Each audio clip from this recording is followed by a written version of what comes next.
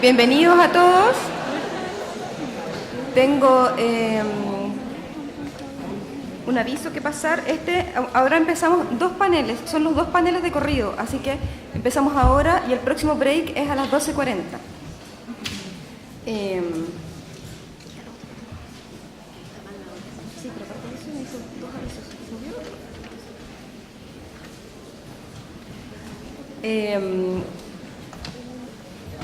Ahora vamos a escuchar las presentaciones del primer panel de antecedentes para el caso chileno. Primero escucharemos a Pía Santelices, ella es psicóloga, profesora de la Escuela de Psicología de la Universidad Católica, y nos va a hablar de estudios nacionales en apego e infancia temprana. Cada presentador tendrá 15 minutos y después tendremos 10 minutos de preguntas.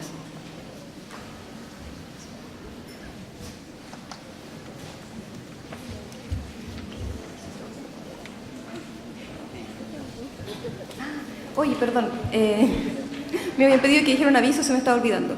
En cada carpeta ustedes tienen un formulario, que por favor lo llenen, ¿ya? Y lo entreguen después.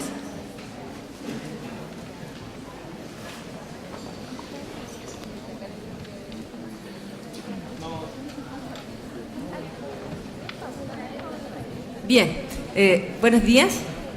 Primero que nada quisiera agradecer la invitación a Marjorie Murray por presentar en este interesante seminario. Lo que yo les voy a presentar son estudios chilenos, ¿ya?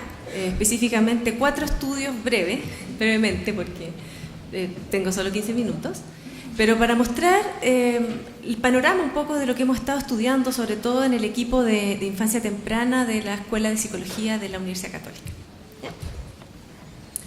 Entonces, primero una mínima revisión teórica, ¿cierto? Porque los estudios que les voy a presentar son todos en apego, ya en vínculos tempranos, entonces definir un poco a qué nos referimos con este constructo.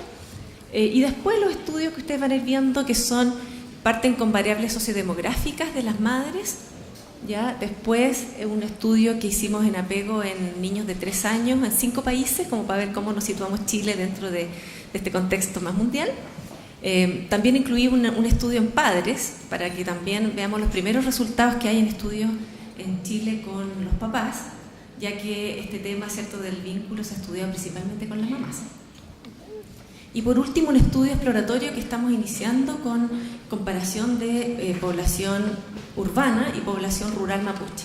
Le llamamos así porque tampoco tenemos tan claro que la población urbana no es mapuche o tiene alguna cierta cultura mapuche. Sin embargo, son, digamos, 2 grupos que pertenecen a los mismos niveles socioeconómicos, pero unos son pertenecientes a la etnia mapuche y el otro no. Bien, básicamente el apego, yo creo que la mayoría de ustedes están familiarizados con el concepto. Nosotros tenemos una visión bastante ecológica del modelo del apego, pensando que esta regulación diádica y triádica que se da en la primera infancia está influenciada por múltiples niveles, ¿cierto?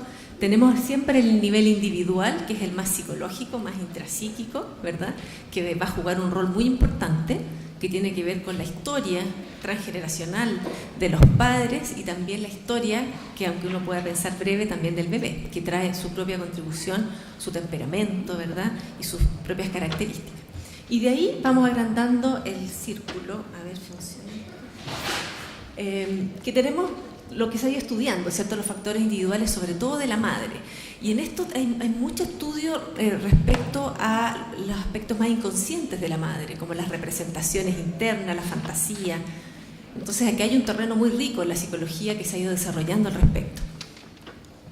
Después tenemos un gran, digamos, como otro círculo donde está todo lo contextual, que sin duda empapa y por supuesto influye directamente en el vínculo que establece los padres con su bebé o los cuidadores principales con el bebé.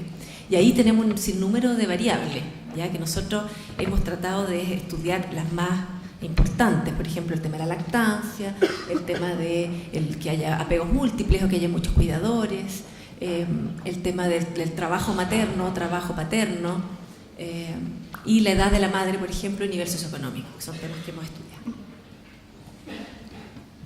Y la teoría del apego nosotros la entendemos como esta capacidad, ¿cierto?, del bebé, estas necesidades que tiene de vincularse con el adulto y que le permite poco a poco poder explorar el mundo con seguridad, gracias a que tiene una base segura, ¿verdad?, a quien recurrir en caso de necesidad. Entonces, por eso está este equilibrio entre esta función de protección que le da la seguridad al niño, pero al mismo tiempo le permite explorar y por eso tiene una importante función de socialización.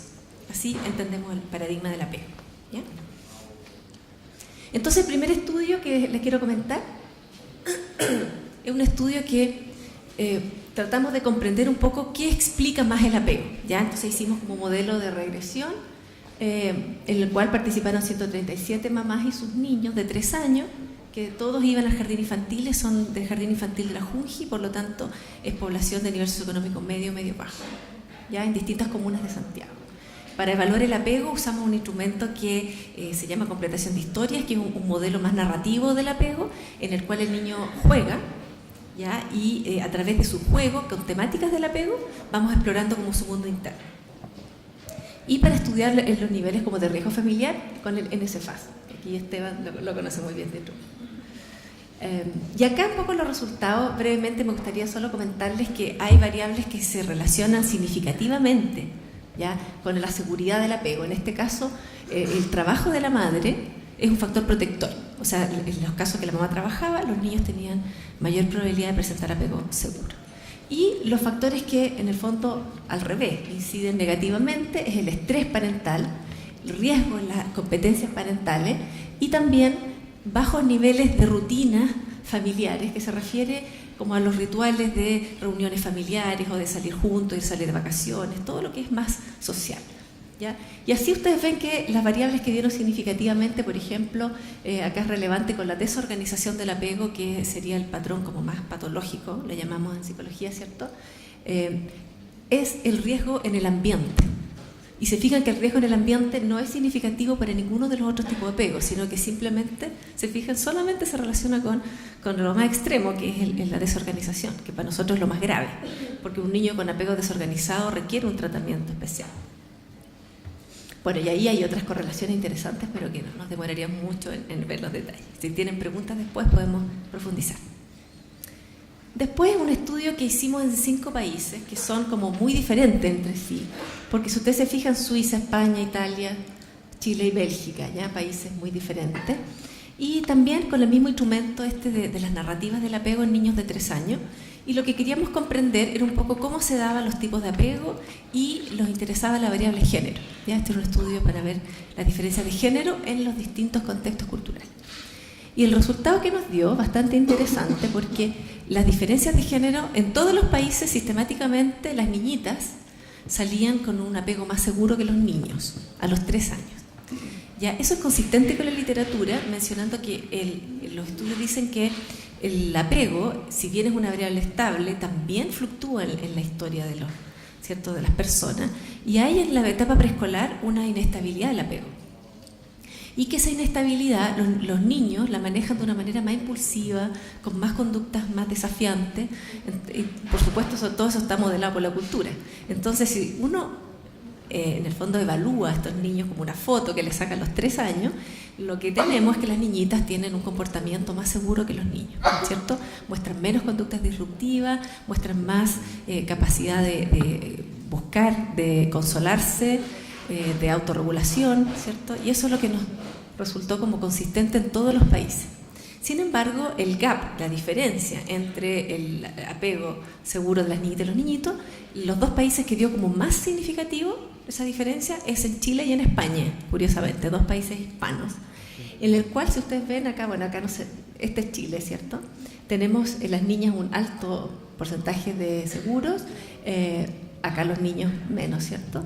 Y España, que aparece acá, muy similar, se fija, el comportamiento de España y de Chile, teniendo una diferencia muy significativa entre niñas y niños.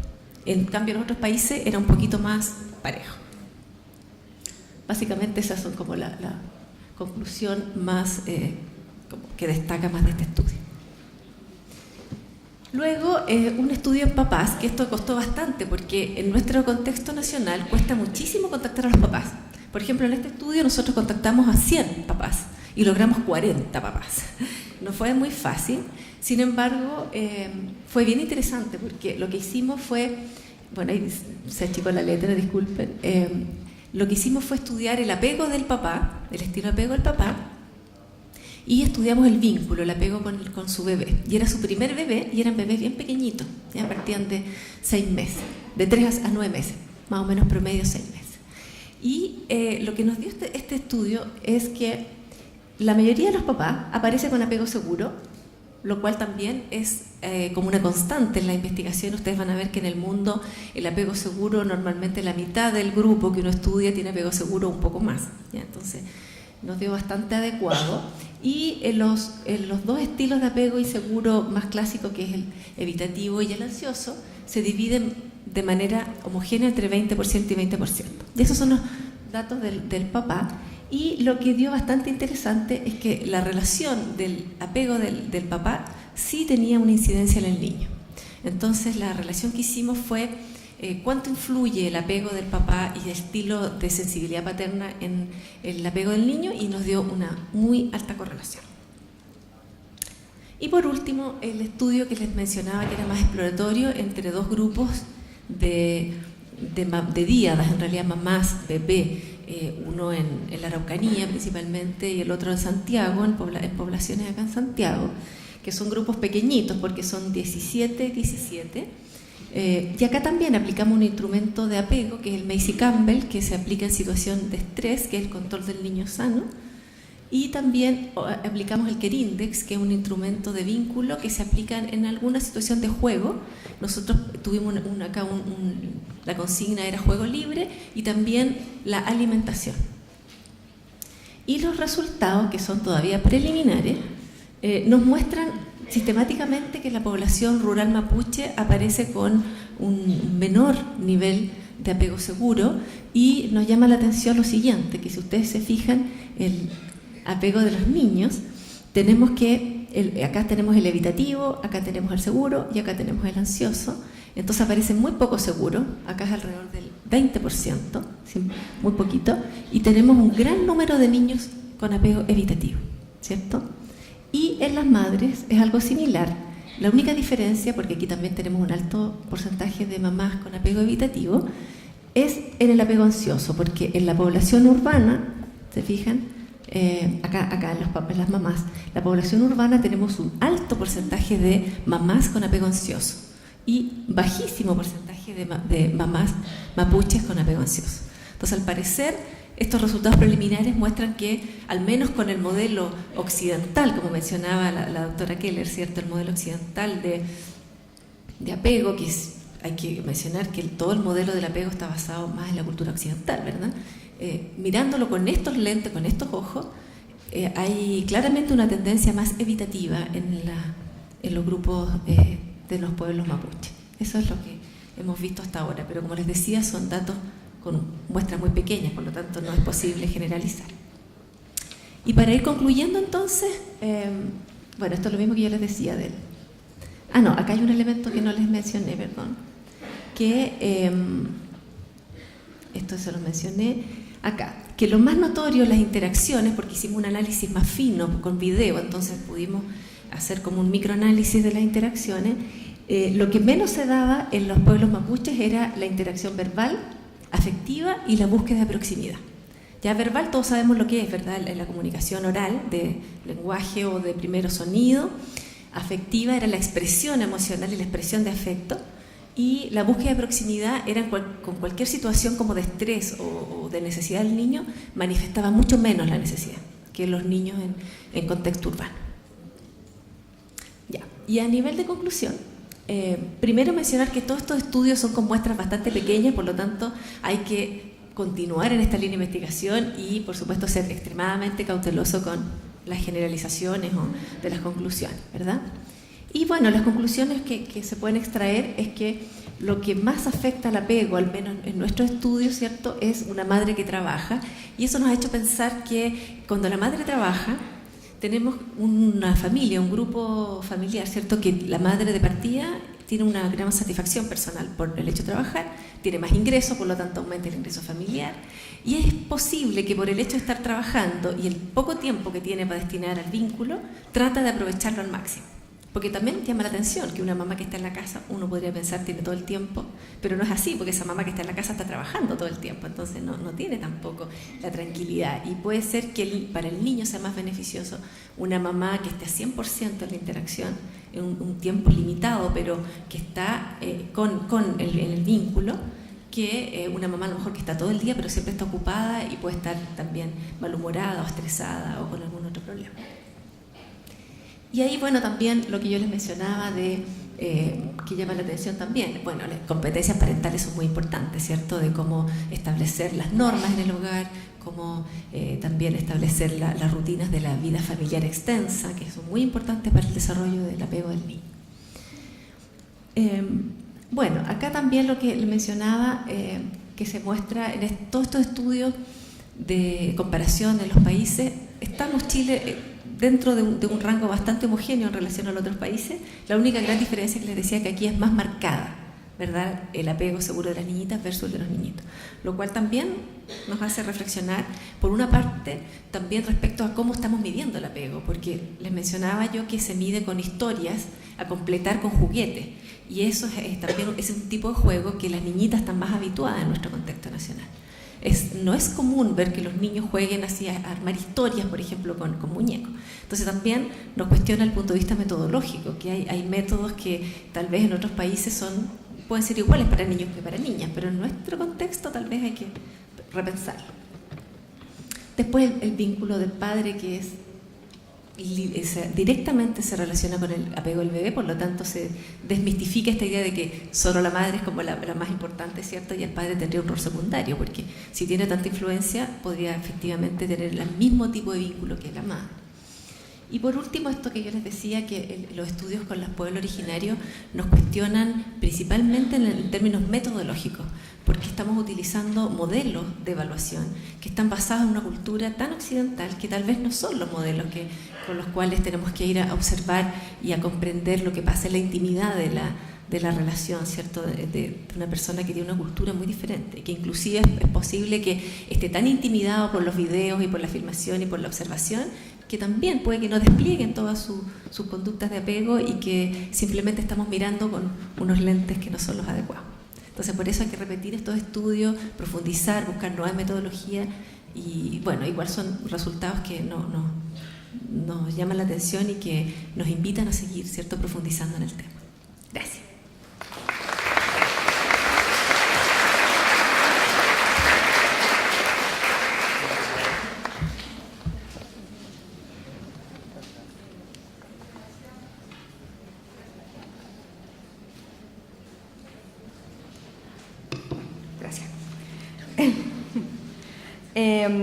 Ahora le damos la palabra a Esteban Gómez, de la Fundación Ideas para la Infancia.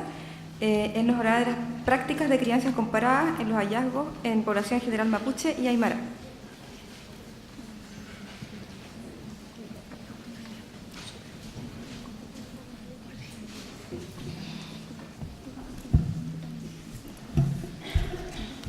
Bueno, buenos días. Agradezco, al igual que Pía, la invitación. Cuando Marjorie me pidió estar acá, yo le dije, quiero dejar claro que en temas de diferencias culturales o estudios comparados me declaro ignorante. Sí algo sé sobre parentalidad y desarrollo infantil temprano y hoy día lo que quiero compartir son datos de la encuesta longitudinal de primera infancia, la ELPI, a la cual creo que le hemos sacado poco partido. Entonces, un poco mi aporte hoy día, más que pretender ser algún tipo de experto en esto, es traerles esos datos para motivar a la conversación. Hoy vengo en representación de la Fundación Ideas para la Infancia. Sin embargo, mi pertenencia institucional cambió desde el viernes y hoy pertenezco al Consejo Nacional de Infancia y Adolescencia, que es un hito en nuestro país. Ustedes saben que el viernes se lanzó y que representa una tremenda oportunidad. Recién estaba conversando con Oriana y con otros colegas para canalizar estos temas hacia la política pública. Así que creo que yo estoy tomando nota de todo esto para llevarlo al equipo del Consejo Nacional de Infancia y Adolescencia.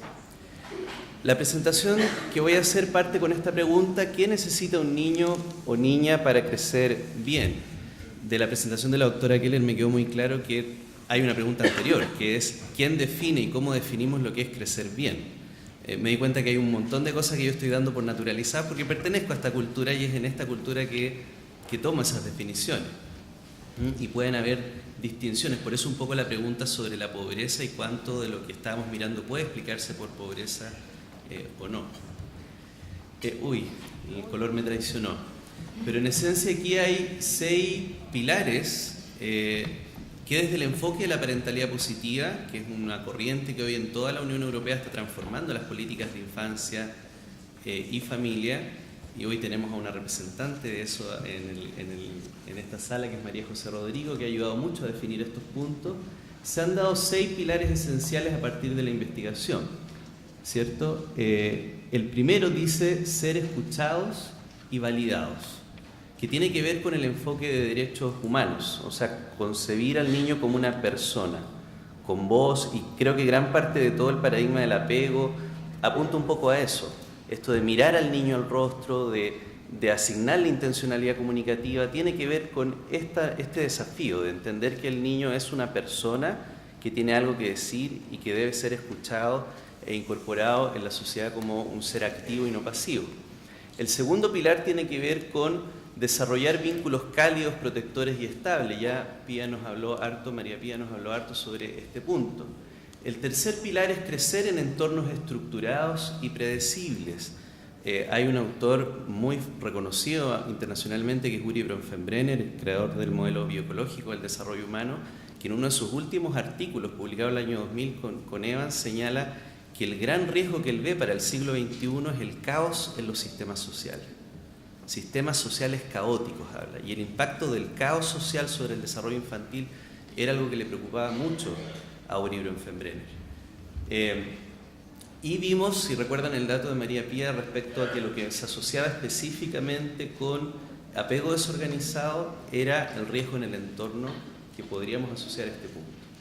El cuarto pilar es preparar a los niños para la vida, y obviamente eso lleva a una reflexión anterior, que es cuáles son los desafíos que estos niños de hoy van a tener que asumir en esta sociedad y en esta época histórica que les tocó vivir. Es muy distinto ser un niño en la época de los bárbaros germanos, en que probablemente los padres decían, pégale a todo el que se te ponga por delante, y si te llamaban del colegio para decirle, sabe que es un niño dejó inconsciente a todos los compañeritos, tú decías, ese es mi hijo.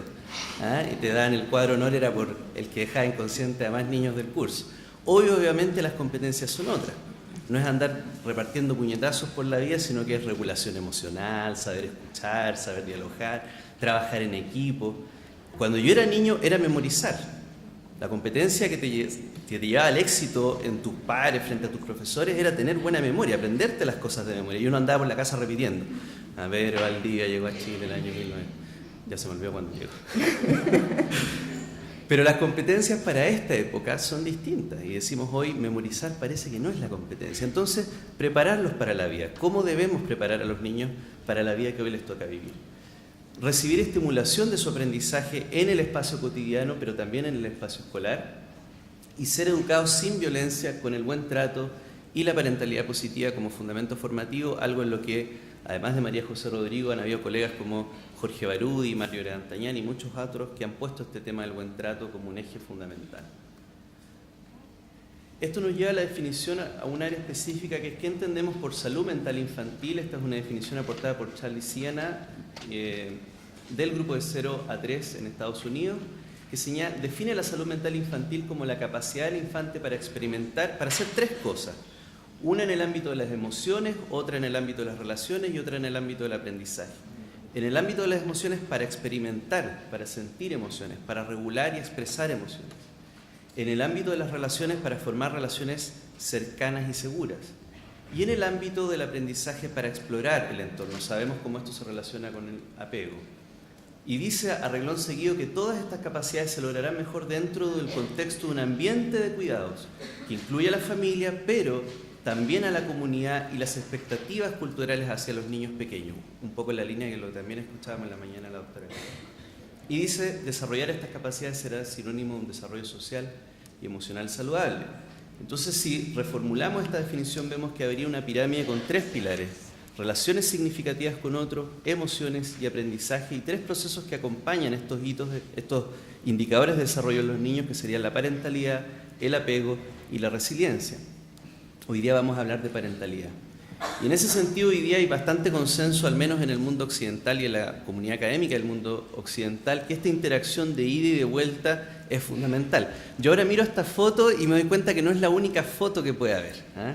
Me encantó la reformulación de mi modelo que acabo de experimentar en esta hora, estoy todavía medio terremoteado. Porque para mí esto era muy natural, porque así se cría y educa a los niños, que es esto que llamamos hoy día interacción de ida y de vuelta, ¿cierto?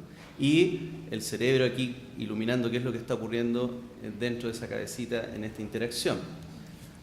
Pero siguiendo con este hilo de la presentación, hay un concepto que es muy importante, que es el de competencias parentales, que se va a manifestar en prácticas concretas de crianza. Se puede definir de muchas maneras este concepto de competencias parentales. Nuestra propia definición, desarrollada desde el trabajo de Bronfenbrenner, que él habló de competencias del desarrollo y nosotros adaptamos la definición a la parentalidad y la entendemos así hoy en día, es que sería la adquisición demostrada y posterior desarrollo de conocimientos y capacidades para hacer un aspecto fundamental en la relación con el niño, que es poder conducir el comportamiento propio, el comportamiento parental propio, a través de diversas situaciones de la vida familiar y la crianza, en las distintas dimensiones del desarrollo del niño, con la finalidad última de garantizar su bienestar y el ejercicio pleno de sus derechos humanos. Aquí el centro está que tú seas capaz de regularte a ti mismo para regular al otro, de conducir tu propio comportamiento y no ser abrumado por las situaciones de la crianza. Evidentemente que esto solo no se puede hacer y se requiere una serie de apoyos para no verse abrumado, pero en la interacción con el niño el centro estaría en poder dirigir y conducir el propio comportamiento. Y un poco para iluminar esta reflexión es que traje datos de la encuesta longitudinal de la primera infancia, ELPI, en su punto 2012, que es el más reciente que tenemos. Tal vez muchos no sepan, pero Chile ha financiado un mega estudio nacional en los últimos 5 años, que es la encuesta longitudinal de la primera infancia, que es representativa a nivel nacional, conducida por el Centro de Microdatos de la Universidad de Chile, el año 2010 con 15.000 niños y el año 2012 con 18.000 niños. Es un tremendo esfuerzo, una base de datos gigantesca, tiene prácticamente todo lo que no se le puede ocurrir, pero hemos hecho muy poco todavía con esos datos. Hay muy poca producción científica, académica con esos datos. Tiene una cantidad de información enorme. Ahora solo voy a mostrar datos tomados desde el instrumento Home, ítems del instrumento Home, porque no usaron el instrumento completo. Para poder hablar de prácticas de crianza, lo que hice fue conducir un análisis factorial exploratorio de estos ítems y se agruparon en 3 áreas de prácticas de crianza, unas socioemocionales, otras cognitivas y otras nutricias, siguiendo la clasificación de Mark Bornstein. También usé datos del TADI, que también, tal vez no todos sepan, pero Chile hoy tiene un nuevo instrumento para evaluar desarrollo infantil temprano, que es el TADI, desarrollado por el equipo de Marta Edwards y colaboradora, que de alguna manera esperamos, todavía estamos analizando si viene a reemplazar al EDP y al TEPSI en la evaluación de desarrollo en el país. Usando esos datos, quiero mostrarles, tomé 3 grupos: población general, población mapuche y población aymara, que se declaran pertenecientes a alguno de estos pueblos originarios. Tomé estos 2, aymara y mapuche, por 2 razones. Una, porque eran donde había un poco más de muestra, los otros son muy poquitos casos. Y segundo, porque representan 2 extremos de nuestro país, ¿cierto? El extremo norte y hacia el sur. Un dato que me parece importante de ya visibilizar y que puede explicar parte de los hallazgos son el nivel de ingresos del grupo familiar, donde vemos que la población general muestra 418.000 pesos de ingreso al mes versus 368.000 pesos de los aymara y 307.000 de los mapuches. Hay una brecha y esas diferencias son significativas. Hay una brecha en términos de ingresos que es muy amplia. Y por eso un poco esta pregunta de cuánto será cultura y cuánto será ingresos es lo que vamos a ver. Y son datos muy específicos. Vemos en lo que son las prácticas de crianza socioemocional, no aparecen diferencias significativas. En lo que tiene que ver con besos, caricias, afecto, contacto, no aparecen diferencias significativas. Pero sí aparecen diferencias significativas en las prácticas de crianza cognitivas, o sea, la estimulación del desarrollo, el hablarle al niño, el estimular su desarrollo. Tampoco aparecen diferencias en las prácticas de crianza nutricias. En términos de la escala total, sí hay diferencias entre la población general y las poblaciones aymara y mapuche, explicada fundamentalmente por las diferencias en las prácticas de estimulación del desarrollo del niño. ¿Ya? ¿Qué es lo que acabo de decir? ¿Qué pasa con el desarrollo infantil? Vemos en el TADI que nuevamente hay diferencias en el área de la cognición, con mejores indicadores en la población general que aymara y mapuche. Hay diferencias en el área de la motricidad. Hay diferencias en el desarrollo del lenguaje que son bien marcadas, con los niños mapuches más abajo que la población general y en un punto intermedio los aymara. Y hay diferencias en el desarrollo socioemocional con un nivel de desempeño más bajo en los niños pertenecientes a pueblo mapuche que población general. En el desarrollo total de las 4 áreas vemos nuevamente que los niños de población general aparecen mejor que los niños cuyas madres declaran pertenecer a pueblo mapuche. Y se observan correlaciones significativas entre prácticas de crianza y áreas del desarrollo, ¿sí? Especialmente marcadas, ustedes ven acá, por las prácticas de crianza cognitivas. Para terminar entonces, vemos que hay diferencias significativas en todas las áreas del desarrollo infantil temprano, evaluados según los datos de la ELPI, evaluados con el instrumento TADI, que es además un instrumento chileno, entonces tiene bastante validación interna para nuestro país. Vemos además que hay una relación entre las prácticas de crianza y esos niveles de desarrollo, y vemos que hay diferencias en las prácticas de crianza, especialmente lo que tiene que ver con la estimulación del desarrollo del niño. Entonces la pregunta es, ¿cuántas de estas diferencias en las prácticas que los adultos parentales despliegan con sus niños corresponden a diferencias culturales? ¿Y cuántas de esas diferencias corresponden más bien a condiciones de pobreza, marginalidad o exclusión que han marcado tanto nuestra historia en relación con el pueblo mapuche?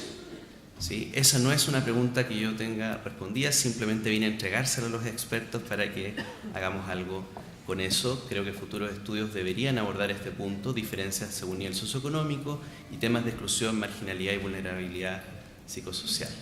Muchas gracias.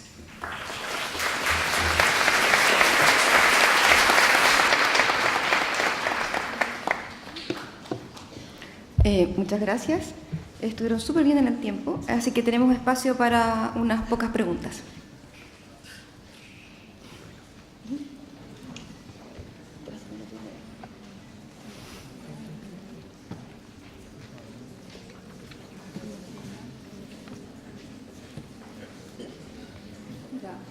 Más que pregunta, yo quiero hacer una acotación. ¿Por qué las niñas chilenas son más seguras que los niños chilenos si nosotros criamos a unos y a otros? ¿Qué pasa? ¿Será porque los niños chilenos se nos van después con las nueras y se apegan a la otra familia?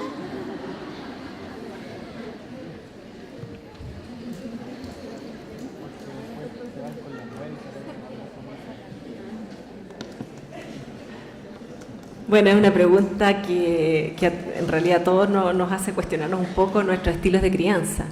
Lo que se ha observado es que, en general, en nuestro contexto, hay mucha exigencia a la niñita de un buen comportamiento, de que sea más autorregulada desde su más temprana infancia. Y no así con los niñitos, ¿cierto? Hay otro tipo de exigencias, pero la niñita siempre está este énfasis en la autorregulación, lo que hace que la niña tenga finalmente un comportamiento menos disruptivo, ¿cierto? Menos impulsiva, y probablemente eso la hace ser como adaptarse más al contexto y a veces sobreadaptarse, que es un tema que preocupa bastante a la salud mental, ¿cierto? Porque a veces las niñitas también se observa cuando son más escolares, más grandes, que presentan más porcentajes de sobreadaptación después de trastornos alimentarios, por ejemplo, que conllevan como una altísima autoexigencia. Y esa autoexigencia, por supuesto, proviene de una historia previa, de una alta exigencia también de los padres. Entonces, al parecer, eso puede ser un elemento que explique en parte, en realidad, porque hay muchísimos otros elementos de cómo criamos a las niñitas y a los niñitos. Y también lo que yo les mencionaba de cómo evaluamos también, porque la cercanía que tiene la niña afectiva es mayor. La niña tiene, desde muy pequeña, tiene el lenguaje, lo adquiere de manera mucho más precoz que el niño, tiene más lenguaje emocional, entonces es capaz de pedir ayuda cuando lo necesita. Eso también la va contribuyendo a que sea más regulada. Entonces, si frente a la situación de estrés, que es el apego, ¿cierto?, donde se despliegan esas conductas, la niña se regula mucho más porque puede pedir ayuda, se siente más segura internamente. Entonces, el niño tiene en ese minuto menos competencias emocionales. Ahora, eso puede ir cambiando en el tiempo, pero al menos en la primera infancia se nota claramente esa como gap entre niñas y niños. Yo quería agregar algo en los dos puntos que mencionaste. Uno, que hay estudios que han demostrado que en las prácticas de crianza con los niños, después de los 2 años, disminuye drásticamente el contacto físico, las caricias, los abrazos. Y con las niñas disminuye alrededor de entre los 8 y los 10 años, baja el contacto, el abrazo, etc. Y eso puede ser un tema, o sea, un niño de 3 años ya no debe ser abrazado. ¿Qué idea cultural respecto a los roles de género hay detrás que podrían estar explicando que dejemos de abrazar, besar y acariciar a los niños, hombres, después de los 2 años? Un punto chico así. Y lo segundo, respecto a la metodología, es que hoy día hay autores como Paquete y otros que están planteando que el paradigma de evaluación del apego es muy, comillas, femenino. O sea, fue desarrollado con mujeres y se ha evaluado con mujeres, todo lo de la situación extraña y los supuestos que hay detrás de acoger, abrazar y regular el estrés, no tomarían en cuenta características tal vez más propias de lo masculino, y por eso están planteando una nueva forma de evaluar el apego en hombres que tiene que ver con la gestión del riesgo, el involucramiento con el riesgo. Entonces, en vez de la situación extraña le llaman la situación riesgosa. Y son ideas nuevas, interesantes en términos de metodología para evaluar apego.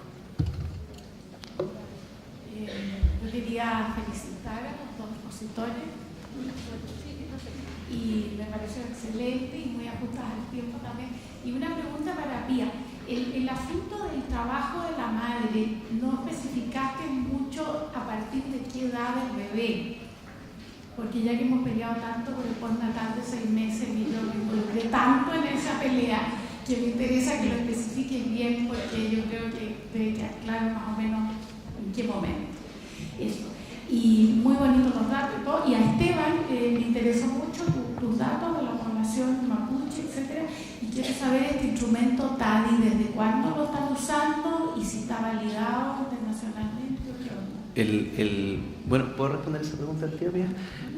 El TADI se lanzó el 2013, a fines del 2012 ya estaba terminado y se lanzó el 2013, o sea, es muy nuevo y tiene la gracia que fue desarrollado en Chile por un equipo chileno, con niños chilenos durante 4 años más o menos, por un equipo multidisciplinario. Por lo tanto, más que si está validado afuera, lo interesante es que está validado y desarrollado acá, con niños de Chile. Bueno, respecto al trabajo materno, efectivamente, bueno, el estudio que yo les mostré son niños de 3 años, por lo tanto, mucho más grandes. Sin embargo, también hemos hecho nosotros estudios con niños más pequeñitos, pero nunca de 3 meses, por ejemplo, porque a pesar que antes del postnatal de 6 meses, que estoy totalmente de acuerdo contigo, María Eugenia, que es lo mínimo, también había muy poquitos niños que entran a los 3 meses, son muy pocos en términos estadísticos, entonces nosotros nunca hemos estudiado esa población tan pequeñita en salas curas. Sin embargo, sí estudiamos niños de 1 año, por ejemplo, y también nos dio el mismo resultado, que aquellos niños de mamás que trabajan tenían un mejor vínculo que los niños de mamás que no trabajaban. Y ahí nos hizo reflexionar y encontramos una serie de estudios en el mundo que van en la misma línea, que tener una mujer satisfecha y que siente que está aportando al hogar también genera otro tipo de vínculo. Ella se empodera más con su rol, confía más en sus capacidades internas, en sus competencias parentales y ejerce la maternidad de una manera más segura, versus la mujer que no trabaja, que puede sentirse como más inferior y que le cuesta más tomar decisiones y confiar en sus propias competencias. Vamos a tener que dejarlo hasta ahí, lo siento. Estamos un poco atrasados, recibo instrucciones, no va a tener mensajero. Vamos a tener que seguir con el siguiente panel de parentalidad y diversidad cultural. Gracias.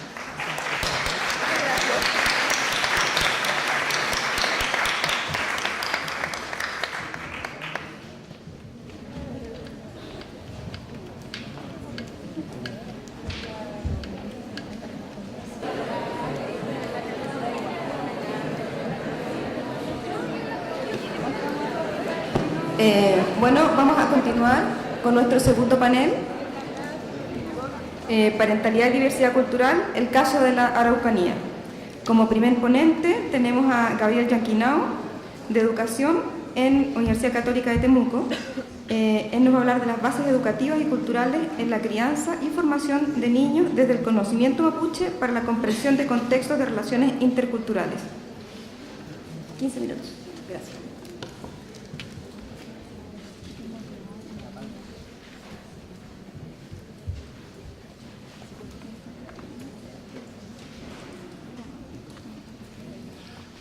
Felei Compuche, Quiñe Marimeu Fachanta Ambulante Ñengotram, Mapun Kiwulneu, Quiñe Kefungu, Welu, Inaña Chinindrupa, Luinkafmuna.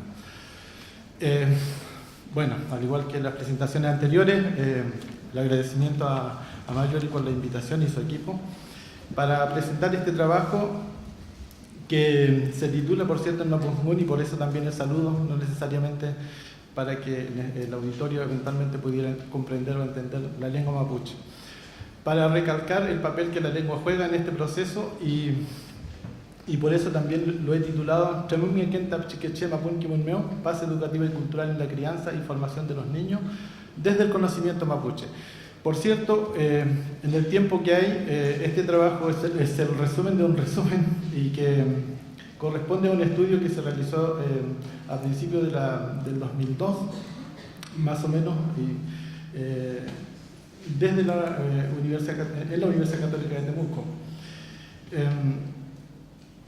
La idea entonces es poder presentar algunas cuestiones como aproximación, pero también de orden general, y en algunos pasajes cuestiones de orden específico.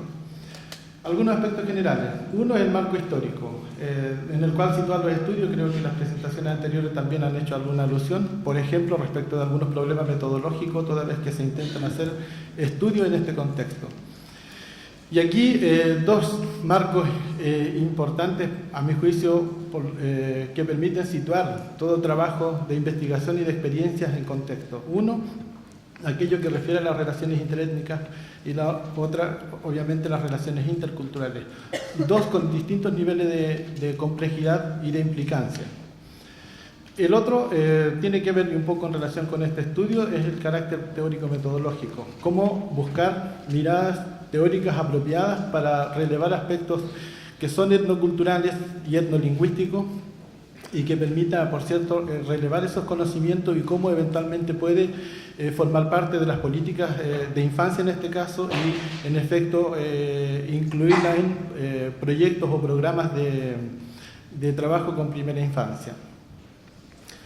En este sentido, es importante ver algunas perspectivas que emergen, que tienen que ver con aquello que se refiere a epistemologías propias, particularmente la visión de enfoques como el de Fornet-Betancourt respecto a la comprensión de lo que es la interculturalidad y en el plano de la lengua, aquellos enfoques que hablan de la ecología lingüística. Otro aspecto, bueno, particularmente referido al trabajo, tiene que ver con que esto se llevó incluyendo aspectos de orden etnográfico y, por cierto, las entrevistas muy útiles y necesarias. Algunos aspectos del contexto, cuando se habla y se refiere a los niños mapuches particularmente, tiene que ver con los niveles de expresión de aquello que es la identidad étnica. Identidad que también va a tener distintos niveles, y luego en relación con comunidades que tienen distintos grados de vitalidad lingüística y cultural. Este trabajo particularmente se hizo en dos comunidades con distintos grados de vitalidad, sin embargo los conocimientos que allí aparecen son muy similares en ambos. Y por cierto, para este trabajo el enfoque educativo intercultural, tratando de relevar categorías lingüísticas. Una noción general respecto al conocimiento y pensamiento mapuche, o a qué llamamos conocimiento mapuche, tiene que ver con que hay tres aspectos necesariamente que permiten generar una incursión de modo general en distintos tipos de estudios. Uno tiene que ver con el FUMU, es decir, cuáles son los temas, cuáles son los contenidos del cual yo voy a relacionarme con la gente, y luego cuál es el conocimiento. En todo FUMU, en todo tema hay un conocimiento y en efecto hay un modelo de pensamiento o una racionalidad Estoy aquí señalando esto de manera muy general. Estos tres aspectos siempre van a estar de manera relacionada toda vez que uno quiere abordar temáticas o temas de investigación. Otro aspecto de orden general tiene que ver con esta relación de temporalidad entre el pasado y el presente, cuifi y fantepo, como suelen llamar las personas. Todo esto debiera necesariamente, por cierto, formar parte, por ejemplo, en las entrevistas o en las observaciones etnográficas o aquellas metodologías más afines. Un primer concepto que problematiza esta idea de crecimiento, crianza, desarrollo, tiene que ver con esta idea del TEM, de TEMUM o TEM. TEM que va a tener distintos niveles de aplicación y de implicación en este proceso de formación.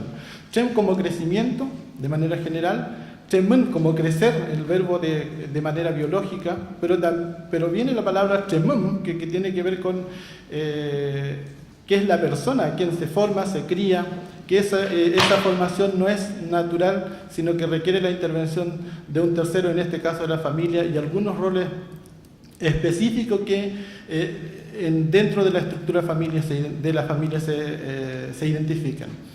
En efecto, Temumun es criar, formar, cuidar. Un concepto que acompaña todo este proceso tiene que ver con el Zapin, que refiere al cuidado, al cultivo, a la formación. Algunas ideas acerca de la vida, su concepción, desde dónde surge la vida en el caso mapuche, tiene que ver con esta de la idea del embarazo, nie puñeñ, y la palabra puñeñ aquí es importante situarlo en términos de que es privativo de lo femenino, es decir, no tienen puñeñ los hombres, y aquí empezamos entonces a ver estas diferencias de género desde el modelo educativo y cultural, y que por cierto va a formar parte de lo que es la socialización y la formación de la persona. Puñeñín es el parto, puñeñ en efecto, como ya he dicho, hijo, y hue puñeñ recién nacido. Otra idea tiene que ver con el yegun, la concepción, el engendrar, el concebir. Y luego el choyin, choyin como nacimiento, como brote, o como floración aparece allí, y que tiene que ver esta idea de nuevo vinculado al mundo natural. Choyin no solo se refiere también al mundo social, sino también al mundo natural. Y choyin es el modo como ambos padres denominan al hijo, y que luego esta diferencia va a surgir por un lado desde lo masculino y por otro lado desde lo femenino, y que además van a diferenciar género entre hijo e hija en los padres. ¿Qué es lo que se busca dentro de esta etapa de formación? En la idea del trabajo que se pudo relevar. Uno, el che con el cual, etapa de ser che. Lo que se busca es formar el che, que la persona, que llegue a ser persona. Che normalmente se traduce en la mayoría de los estudios como gente, pero aquí es persona, es humano, tiene distintos, por cierto, niveles de acepción. Algunas prácticas o ritos de iniciación, si se quiere, que permiten ver cómo se da esta formación. Por cierto, algunas, porque encontramos muchas en el marco del estudio. Algunos signos, cuándo es che y cuándo no es che. Los primeros signos que va mostrando la persona de ser che, de tener, especialmente cuando se empieza a tener expresiones de comportamiento que lo llevan a decir es che o no es che. Y se dice, por cierto, en lengua mapuche, che con él, es decir, que está comenzando a formar parte del grupo y está entendiendo, comprendiendo el lenguaje que está allí. El lenguaje no solo referido a la lengua. La idea de los nombres, la idea de la reproducción del sistema de parentesco. Está la idea, por ejemplo, del lacutún. El ciclo o etapas de la vida. Podemos ver que parte desde el choyin, y el primer concepto es Liushu, y se une mucho con el último concepto al final, que es Mush. Liushu se llama al recién nacido que requiere, según las personas entrevistadas, en esa etapa de mayor cuidado. Y luego de manera genérica pasa a denominarse pechiche hasta que camina. Luego, ya una vez que camina, incluso después de los 2-3 años, comienza a aparecer la diferenciación de género entre huentú, hombre o masculino, y pechizomo o pechimalen como lo femenino. Luego la etapa de la adolescencia o preadolescencia, tratando de relacionar las categorías que normalmente conocemos, aquella idea de Hueché y de Ulchá, nuevamente marcado por el género. Y la palabra inicial que hemos colocado, que es la idea de Tem o Temche, es que refiere a la adultez, es decir, en esta etapa, entre los 25 y 30 años, recién la persona entonces ha logrado el proceso de crecimiento, señalado, por cierto, por las personas que en el marco del estudio. Y luego viene el Putemche, que sería la adultez plena, y finalmente viene el Fuchá, Kuché, nuevamente diferenciado desde el punto de vista del género. Y se llega a la etapa, así como nació, vuelve a esta etapa de la vejez plena con la edad de Ngush, cuando ya la persona ha perdido muchas de sus facultades vitales, entre ellos, por ejemplo, la visión. En términos de la formación, ¿qué es lo que se busca? El Afchengerwal, es decir, que llegue a ser formado desde el ser Che. Y algunos aspectos que tienen que ver con este ser Che tienen que ver con aquello que es el Kimeltun y el Kimeltugun, que relaciona o vincula esta dualidad entre aprendizaje y enseñanza. Y no es al revés, como suele ser, que de manera más unidireccional, que es el enseñanza-aprendizaje, sino que es Kimeltugun de una relación allí, además biunívoca. Volvemos a la idea del Tekumtun, el Zapin, como aparece allí, y el conocimiento, el Kimun. En una etapa como ya de joven o adolescente, viene el Ngelam, o el Ngelam Tungen, para que finalmente llegue a ser un Kimche. El modelo, finalmente, que busca desde el modelo cultural educativo mapuche es que la persona llegue a ser un Kimche. Cuidados en el proceso, muy rápidamente, algunas que pudimos relevar. Entre otras, los cuidados más directos o conocidos y que permiten que la persona tenga comillas, buen crecimiento. Y para terminar, entonces, algunos aspectos de carácter educativo, formativo. Uno es el Kimeltun, referido o centrado en dos aspectos. Uno, el Tugun, el origen territorial de toda persona, que conozca su origen, y en segundo lugar, que conozca su origen, pero su origen dentro de su estructura parental. Siempre los adultos, y particularmente los ancianos, han señalado como muy importante que toda persona debe conocer su origen en estas dos dimensiones. El hablarle permanentemente, esto es la práctica del uso y en efecto el aprendizaje del lenguaje, hoy día, por cierto, muy debilitado. Un paréntesis, hoy día solo, según algunos estudios, entre el 10 al 12% de los niños mapuches están hablando, por ejemplo, el mapunzumón. El escuchar tiene distintos niveles. El respeto, el yamun, y luego, como práctica de socialización, el aprender a saludar. Y, por cierto, el nombrar desde que nace, el niño tiene que le es socializado desde la lengua para nombrar y relacionarse con el mundo natural o el entorno más próximo. Gracias.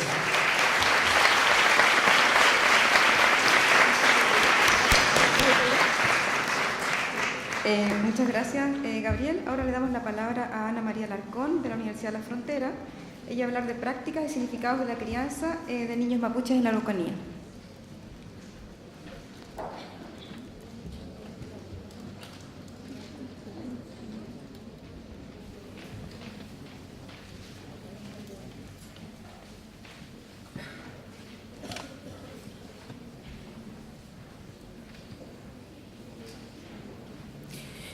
Bueno, en primer lugar quisiera, mientras se coloca la presentación, quisiera saludar a todos y a todas de hoy día en la mañana y agradecer también la invitación que el centro me ha hecho a participar con este trabajo. En realidad le puse el título porque era un título bastante largo, entonces decidí llamarlo Cultura e Infancia.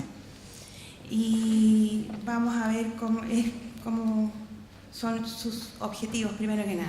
O sea, en primer lugar, yo quisiera plantear algunos elementos que aquí acaba de decir el Amien, ¿no es cierto?, que tiene que ver con las pautas de crianza en general en los niños mapuche, ¿ya?, desde la perspectiva de las madres con las que nosotros trabajamos. y por otra parte reconocer el trabajo intercultural que se realiza en algunos centros de salud de la región en función de la pertenencia cultural en salud. Unas primeras palabras en relación a antropología y el desarrollo humano como ser, como tal, digamos, y una de ellas es que en general la antropología reconoce 3 elementos que son centrales. Uno, el tema del ciclo vital, las edades y los ritos de paso. En general, cuando uno habla sobre el ciclo vital, es importante reconocer, por ejemplo, desde qué momento el sujeto llega a ser sujeto humano. Y eso es un tema que es absolutamente cultural. Otro, la concepción que tiene que ver con la vida, o sea, el ciclo vital, en el fondo, desde cuándo hasta cuándo se inicia, ¿ya? ¿Cuándo comienza? ¿Cuándo termina? ¿Cuál es la concepción de vida que se tiene? ¿Ya? Y finalmente la concepción de muerte, que tiene que ver también con en qué momento la gente efectivamente muere y en qué momento hay o no actividad o preparación para después de la muerte. Entonces, el ciclo vital también son elementos que no es un tema tan universal, sino que también está ligado a temas que son muy culturales.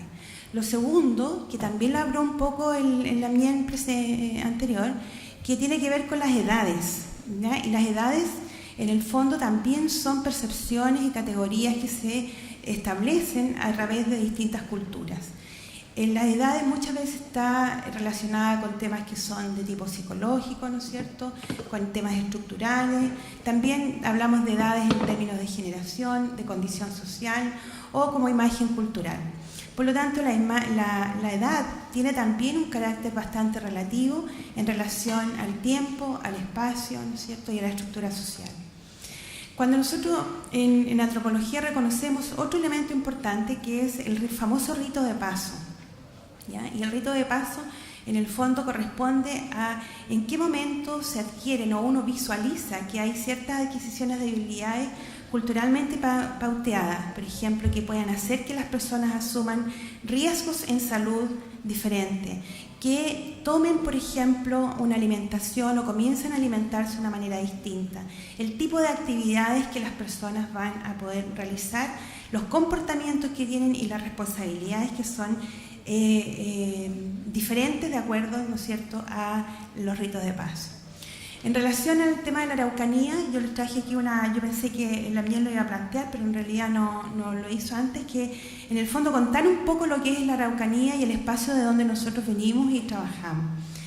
Importante es decir, ¿no es cierto?, la cantidad, que tenemos una cantidad muy importante, concentrada de población mapuche, que nuestro índice de desarrollo es bastante inferior en general en todo el país y sobre todo en la población indígena, ¿ya?, que la población mapuche, el sector de la Araucanía en general, tiene los peores índices e indicadores de salud y de desarrollo humano en general, ¿ya?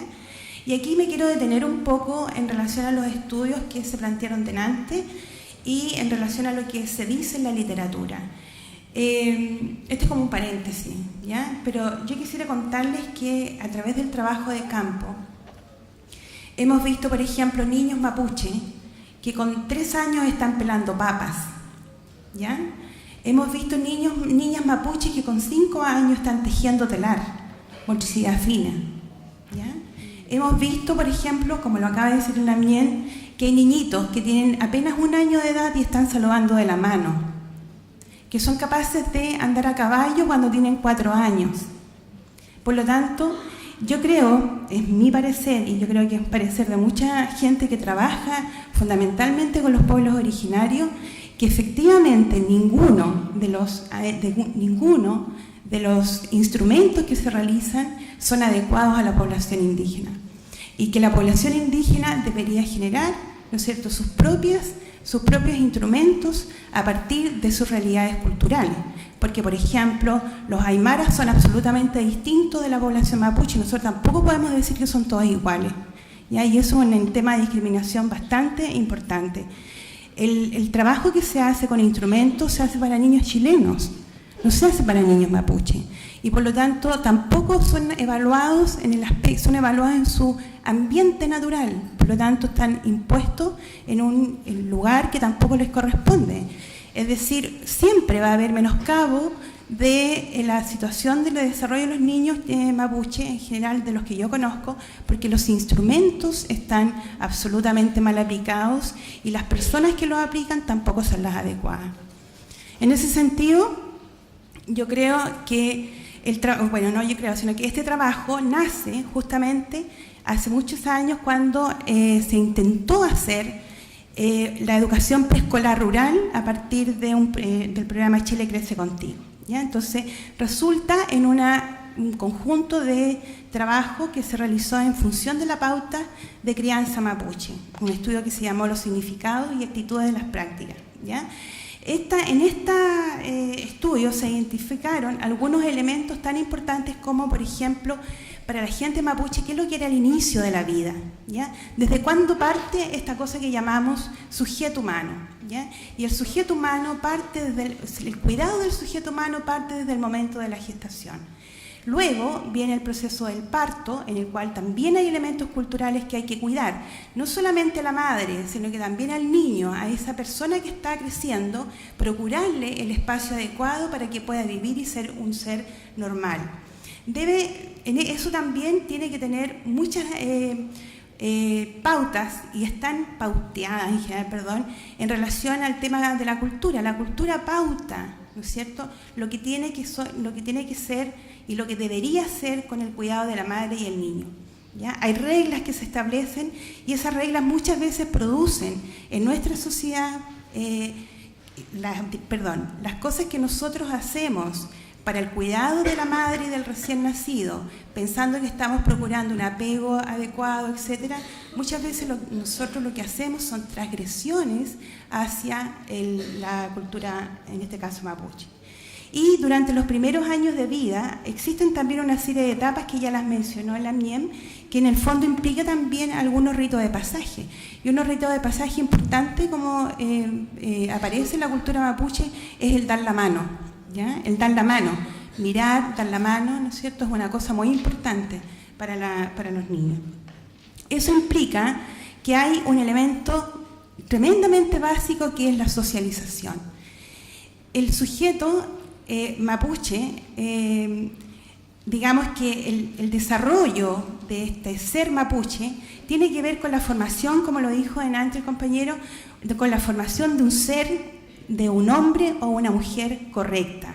Y para eso hay elementos biológicos que tienen que cuidar, que son todos los cuidados que se dan desde el parto, ¿no es cierto?, desde el embarazo hasta que esta persona es adulta, ¿ya? Está también el tema de la educación y salud que tenga que ver con pertinencia dentro de los elementos sociales que son muy importantes. Es decir, el niño sale, piensen ustedes que los niños rurales caminan a veces hasta 3-4 kilómetros para ir a la escuela, caminan solitos, ¿ya? Van jugando en el camino con las piedras y van a una educación que además les enseña cosas como que existen jirafas o elefantes o cosas así, ¿no? Y que los niños, por supuesto, no reconocen para nada, ¿ya? Por lo tanto, lo que desde el punto de vista social es muy importante es esta salud y educación con pertinencia. Otro elemento importante que es cultural y que no aparece en la sociedad chilena es el tema de las autoridades tradicionales en los distintos territorios. Es decir, el niño es criado en la familia, ¿ya? Y en la familia está... toda la vida familiar se realiza en un territorio y en ese territorio el niño debe reconocer cuáles son sus autoridades tradicionales. Por lo tanto, la base del trabajo, la base de la formación del niño es la familia. Aquí no hay una parentalidad de madre, padre y niño. Es la familia la que es responsable del cuidado y de la formación de ese sujeto humano, ¿ya? Por lo tanto, la formación es absolutamente social. El niño parte y trabaja con su madre o su padre. El niño va y es acompañado y cuidado por los hermanos, como lo habló delante la doctora Keller, ¿ya? Por lo tanto, abajo yo había puesto el tema de la medicina mapuche, que es muy importante. ¿Y por qué la medicina mapuche es importante para la salud y la enfermedad, digamos, importante en este caso? En el concepto del desarrollo infantil, es justamente porque la formación del Che, que es el ser humano, ¿no es cierto?, tiene que ver con el reconocimiento de las pautas ¿no es cierto?, de cuidado que tiene que tener la familia y la sociedad en general para mantener a la naturaleza y a los seres vivos con los que ellos habitan, ¿ya? Por lo tanto, la crianza de un niño o niña tiene que ver con mantener un equilibrio social, con otorgar continuidad a la sociedad y a la cultura mapuche. En el fondo, lo que quiero plantear con esto es que la crianza de un niño no se toma a la ligera en la cultura mapuche. La crianza de un niño es responsabilidad no tan solo de la familia, sino que también es responsabilidad de la comunidad como un todo. Y por otra parte tiene un rol político muy importante, que es mantener, ¿no es cierto?, la continuidad cultural del pueblo mapuche. Finalmente, yo quisiera plantear algunos de las actividades que se están realizando en función de mantener esta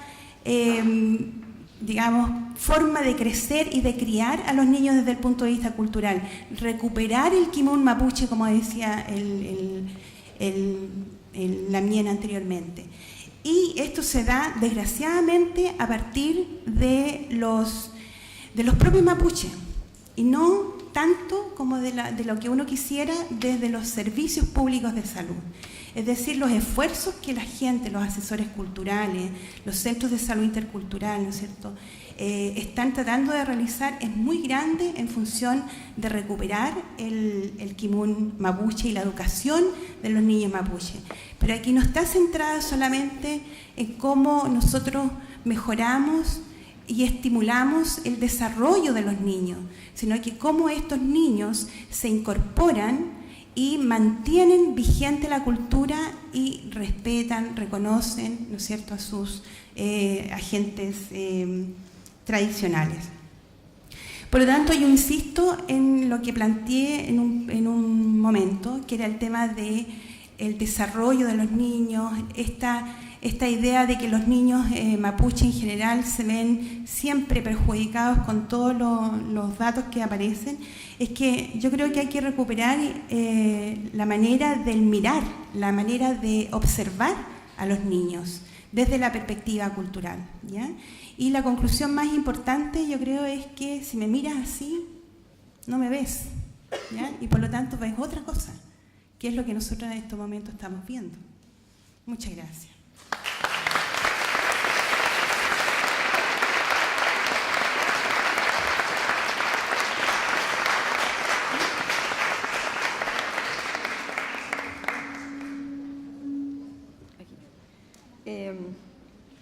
Muchas gracias, Ana María.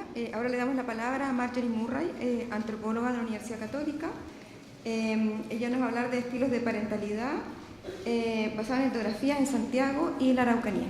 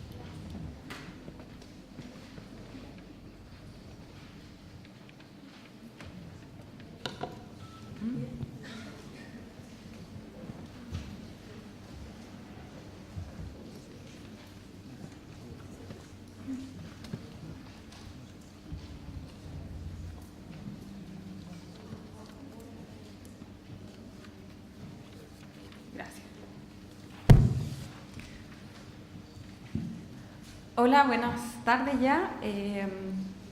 Yo voy a leer porque no quiero que se me escape ni uno de los puntos que quiero contarles hoy día.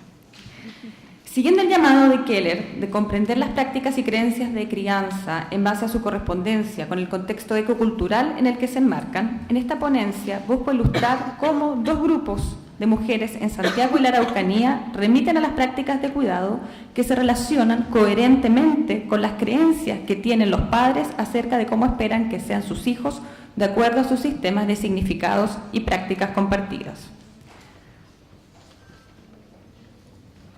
El método surge a partir de una investigación etnográfica con 10 madres en Santiago. Estos son subgrupos dentro de estudios mayores, ¿ya? Quiero hacer un contraste, de mujeres de ingresos medios y bajos sin educación terciaria, las que he excluido esta presentación, y que fueron visitadas mensualmente desde los últimos meses del embarazo hasta que el bebé cumpliera 1 año, con el fin de conocer el proceso de convertirse en madre, siguiendo una perspectiva inductiva propia de la aproximación etnográfica. Luego, durante 2012 y 2013, se realizaron visitas mensuales a mujeres mapuche que habitan en comunidades rurales en una comuna en la Araucanía, haciendo un seguimiento similar al de Santiago. Vamos entonces al caso de Santiago. Durante el embarazo, estas mujeres iban adquiriendo un aura maternal, marcado por un tono de voz cada vez más dulce y movimientos crecientemente delicados. Más allá de su inclinación religiosa, el milagro que significa tener una guagua ya las había marcado, distinguiéndose del estadio previo y preparándolas para la llegada de su hijo. Al momento de convertirse en madres, estas mujeres manifestaron emoción sin límites, dejando en claro cómo ésta superaba cualquier otra que ellas hubieran conocido. Es en este sentido que prevalece una relación diádica, marcada además por una limitada socialización de madre e hijo fuera del círculo de la familia nuclear y extensa. Insisto, durante este periodo específico al que nos estamos refiriendo.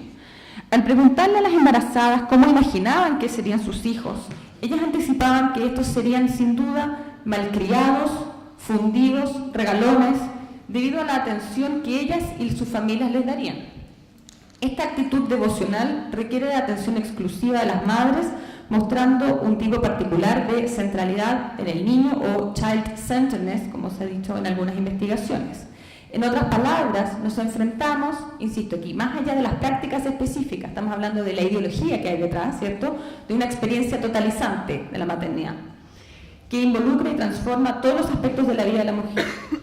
De esta forma, y a diferencia de otros contextos en los que la maternidad intensiva resulta una práctica hiperracionalizada, en estas mujeres nos encontramos con un proceso en el que la relación materno-filial es el eje relacional en el que se articulan sus vidas.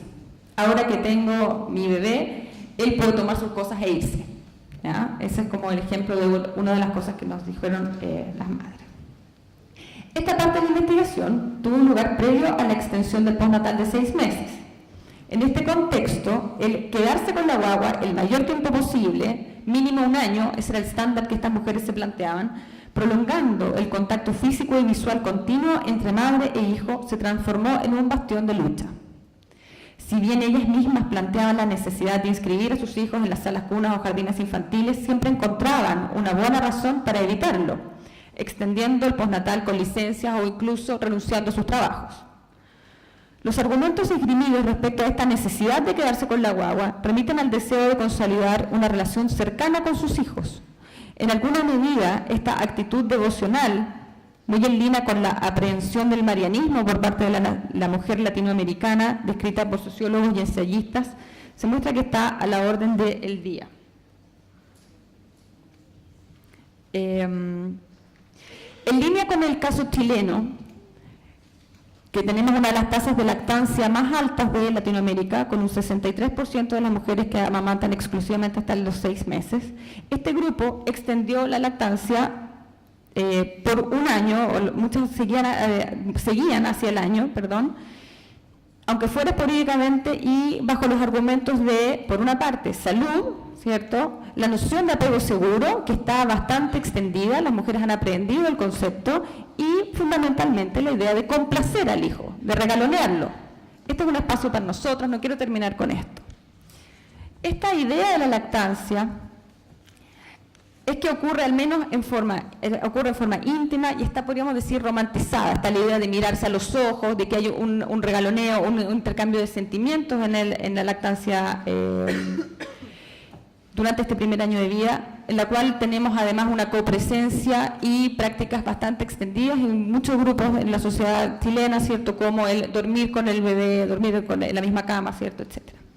En resumen, nos encontramos con un momento fundante de la consolidación de esta relación basada en la capacidad única de la madre para atender a su hijo en tanto sujeto de deseo, lo que se logra por medio de la presencia física y la exclusividad del rol de la madre. No puedo entrar aquí el detalle de que ese rol de la madre tan importante a veces puede ser la abuela, digamos, pero ese rol, en tanto rol, ha de existir, ¿cierto? Y no se puede transar. Tenemos que reflexionar entonces, siguiendo lo que planteaba Heidi Keller en la mañana, que mucho de esto está en las antípodas incluso de el crear un sujeto independiente, en el sentido de los contextos en los que se enfatiza la autonomía por medio de estrategias tales como la autocontención del niño o el aprender a estar consigo mismo o dormir solo a temprana edad, contextos en los que la autonomía pareciera primar por sobre el relacionamiento, de acuerdo al trabajo de Heidi Keller. Aquí estamos hablando muchas veces de niños que están criados para estar con otros. Así, podemos ver que los procesos de cambio e individualización que atraviesa nuestra sociedad se ven marcados por procesos de larga duración que persisten en el caso de la identidad de género femenino. En alguna medida, principios como los del marianismo, descrito por autores como Stevens, Pedro Morandé, Sonia Montesino, etc., en el cual esta mujer es identificada como mujer, solo en tanto desarrolla su carácter de madre abnegada, que se sacrifica por sus hijos, están en alguna medida a la orden del día. Vámonos entonces al segundo contexto, para hacer el contraste. En el trabajo del campo de la Araucanía, nosotros trabajamos con mujeres mapuche que habitan en comunidades y que usualmente viven con más de un núcleo familiar en un mismo terreno o en una misma casa. Desde pequeñas estas mujeres aprenden a realizar los trabajos de vida en el campo, tales como cortar leña, faenar chanchos, sembrar, cosechar, etc. Labores que no se interrumpen por el hecho de estar embarazadas o con niños pequeños. De hecho, haciendo uso de ropas sueltas, muchas veces disimulan su estado. Es decir, no hay nada así como manifestarse en un estado de gracia, ¿cierto?, durante el embarazo, tan típico de lo que encontramos en Santiago, por lo menos. Al igual que en otros contextos rurales, como veíamos en la presentación de Heidi Keller, y tal como han observado en el caso de Chile autores como Hilger, Ocaro o Terencán, las prácticas de cuidado de las lactantes son compartidas por otros miembros del hogar, tales como tíos, abuelos, primos, hermanos, que apoyan a la madre mientras ella realiza otras tareas. De esta forma, es usual ver a los abuelos participando activamente en el cuidado de los niños, aconsejando, haciendo dormir a los bebés, entreteniéndoles, sacándoles el empacho, mientras los padres realizan otras tareas. Asimismo, el padre, quien está más presente en el hogar, entre otras cosas a partir del tiempo de trabajo esporádico que realizan, está muy presente e involucrado en cuidados cotidianos. Es recurrente observar a padres peinando, bañando, alimentando, mudando, entreteniendo a sus hijos en el día a día y verlos enterados respecto de los cuidados mandados por los profesionales. Destaca, por tanto, la poca centralidad de la diada madre e hijo en este contexto y la relevancia que tienen los otros miembros de la familia aparte de la madre. Otra diferencia clara remite al uso de los sentidos, y aquí vuelvo a lo que planteaba Gabriel hace un momento. Si en Santiago prima el donde mis ojos te vean, en las comunidades el oído, por ejemplo, resulta fundamental. En el campo es crucial estar atento a los sonidos como forma importante del conocer el entorno, identificando rápidamente quién o quién había pasado por el camino, por ejemplo, solo con escuchar. Y es común, en este contexto, ver a los niños jugando fuera de la casa sin adultos presentes, mientras los padres, especialmente las madres, realizan sus tareas atentas, pero no encima, ¿ya?, de cualquier ruido que indique peligro para el niño. En este sentido, el niño aprende a jugar solo y a relacionarse con su entorno y con los parientes sin depender de los padres para entretenerse. Estos hallazgos concuerdan con los postulados de José Quidel, quien sugiere que el primer acto que realiza un mapuche en cuanto che, es decir, en cuanto persona, es escuchar, el akutul, perdón por mi pronunciación, para darse cuenta de lo que sucede alrededor. Ahora, en cuanto a las expectativas de estas mujeres respecto de sus hijos, dices, claro, puede ir desde que sean felices, que sean profesionales, etcétera, pero a diferencia de lo que encontramos en Santiago, eran reacias a tener un hijo mamón. Que no sean mamones o fundidos. Y de hecho, esto concuerda con lo observado con autores como Caro, Williams o Williamson, quienes señalan que parte fundamental de la crianza mapuche consiste en promover la autonomía del niño. En este marco es que se les enseña a controlar, por ejemplo, a controlar esfínter a temprana edad a través de diversas técnicas, o que se les enseña a caminar haciendo uso del kill-kill, para que logre desplazarse libremente y a levantarse sin ayuda. De igual forma, como ha observado el antropólogo Magnus Kurz, es muy importante que el niño aprenda a relacionarse y generar vínculos con las personas distintas de la madre desde muy corta edad, y siguiendo obviamente lo que también han planteado ustedes con anterioridad. A través de este cuidado compartido, los niños se acostumbran desde pequeños a socializar con parientes, con conocidos y con extraños, participando activamente de los espacios comunes.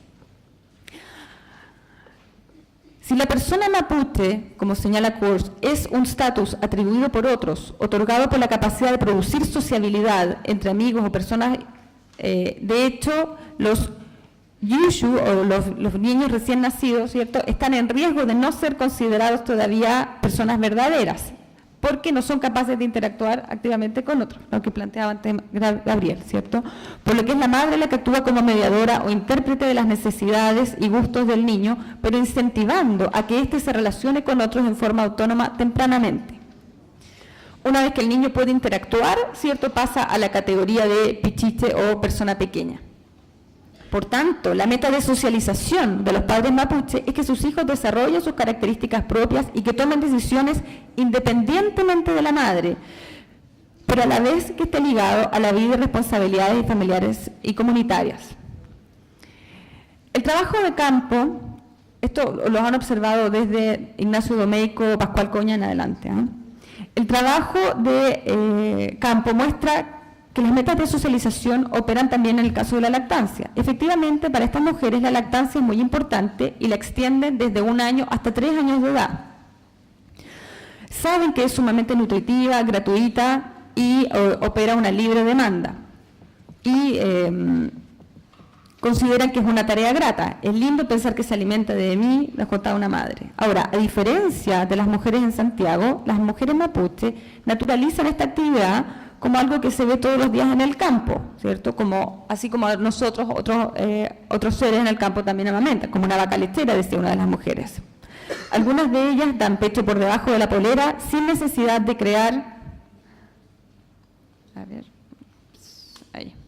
sin necesidad de mantener este contacto visual directo con sus hijos. De hecho, una de ellas nos dice que por arriba de la polera es como nos enseñan las matronas y por abajo es como se hacía más tradicional, como mapuche. Esta técnica por abajo permite a las madres ocuparse de otras tareas al mismo tiempo que amamantar, similar a las cosas que mostraba Heidi en los casos, por ejemplo, en África, lo que no significa que para ellas no sea una forma de entregar cariño. Ahora bien, el amamantar trae consigo, en este caso, el peligro de que el niño no quiera dejar de mamar o despegarse de su madre, es decir, que se convierta en un mamón. Y para esto la solución es interesante. Estas mujeres hacia el año o en adelante usan técnicas como ponerse ruda u otras hierbas o sustancias amargas en los pezones para que el niño rechace por propia iniciativa el pecho, esperando así que él tenga un rol activo en el destete. De esta manera, vemos cómo la autonomía, individualismo o singularismo mapuche destacan desde esta temprana edad. Vamos a las conclusiones. Okay. Y lo dejo ahí, sobre todo en este kill-kill, que el niño es el que ha de aprender a pararse, a caminar, mientras es observado, y vemos ahí abajo el uso de la goma Eva, que les entrega el Chile Crece Contigo. Me parece interesante para ver cómo estamos aquí también con la política pública cruzada, ¿cierto? Los hallazgos aquí descritos nos muestran la existencia de distintos estilos de parentalidad que coexisten. Si bien muchas veces los límites entre estos estilos son borrosos, pensemos obviamente en cosas como la migración campo-ciudad o los efectos de los medios de comunicación, etcétera, cabe relevar y destacar estos contrastes. Cabe observar también cómo interactúan profesionales y programas públicos de salud en la educación materno-infantil ante la diversidad y complejidad cultural presente, sobre todo considerando que el Estado y el sistema médico se insertan cotidianamente en las vidas de estas mujeres y sus familias, las cuales deben negociar sus valoraciones y significaciones sobre la crianza. Como sabemos, programas como Chile Crece Contigo penetran en este ámbito familiar por medio de los controles de niños sanos o talleres de habilidades parentales o el set de cuna, ropa, pañales o el set de apego seguro que se les entrega. La orientación de esta política está fuertemente influida por las teorías del apego a la Bowlby, podríamos decir, impulsando un tipo de crianza intensiva, haciendo especial énfasis en el lazo afectivo madre-hijo, en tanto fundamento clave para un óptimo desarrollo biopsicosocial. Este óptimo desarrollo del niño refiere a la conformación de una persona segura de sí misma, autónoma o psicológicamente independiente. Ahora, varios de estos principios tienen una singular coincidencia con la forma en que viven su ideal de maternidad las mujeres en Santiago aquí mencionadas.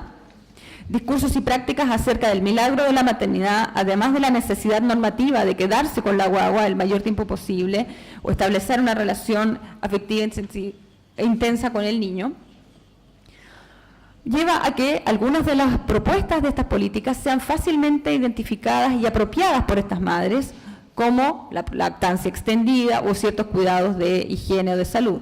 Distinto es el caso de la promoción de ejercicios de estimulación, ¿cierto? Sabemos que en eso son menos asiduas, o precisamente la meta de autonomía en la que se fundamenta esta teoría del apego. Es más, como he señalado, muchas de ellas buscan, podríamos decir, incluso lo contrario como un valor, la consolidación de una relación única y de por vida en el cual la dependencia del hijo a la madre es inherente a los valores de parentesco que están en juego. Por su parte, las mujeres de la Araucanía no obtienen los resultados esperados por los programas públicos, eso ya lo hemos visto, teniendo bastantes desencuentros con los profesionales de la salud y los programas de infancia. Madres e hijos suelen ser mal evaluados en los diagnósticos de apego. Además, los profesionales critican a estas madres por dejar, por ejemplo, ¿cierto?, que otros se involucren demasiado en la crianza, perjudicando esta esperada relación diádica. Si bien las mujeres santiaguinas de este estudio siguen prácticas similares a las promovidas por la teoría del apego, lo hacen con un fin muy distinto, mientras que las mujeres mapuche parecieran seguir al menos un fin nominalmente cercano, la búsqueda de la autonomía o la independencia, si bien es precisamente en estos conceptos que nosotros debiéramos trabajar o complejizarlos. ¿A qué nos referimos finalmente cuando hablamos de autonomía o de independencia en los distintos contextos? La complejidad de los estilos de parentalidad existentes requieren de un mayor análisis y consideración en las políticas y programas de salud y de educación, teniendo en cuenta la diversidad cultural y social presente en distintos contextos de Chile. Por ejemplo, ¿cómo se relacionan las evaluaciones de los programas con la diversidad? ¿Parentalidades distintas obtendrán resultados distintos en estos tests? Ahora bien, una madre mal evaluada, en el fondo es mala madre, etcétera. O sea, ser mucho más serio respecto de finalmente qué significa un cierto puntaje en una evaluación estandarizada. Y cómo abordar teórica y prácticamente la diversidad que escapa a los estándares de estas evaluaciones y programas a partir de nociones de apego propias de las parentalidades urbanas del primer mundo. Tener en cuenta la complejidad de la variable cultural en la parentalidad es también dar cuenta de que estas madres y sus familias poseen la agencia para desafiar y negociar con la política pública, como lo demuestran los padres al no seguir al pie de la letra las indicaciones de los conocimientos expertos o acomodar los programas a sus propias metas o valores. Y estas madres realizan prácticas, con esto termino,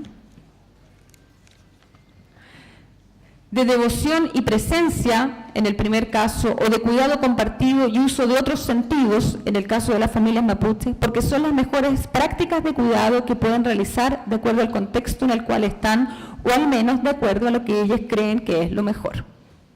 Muchas gracias.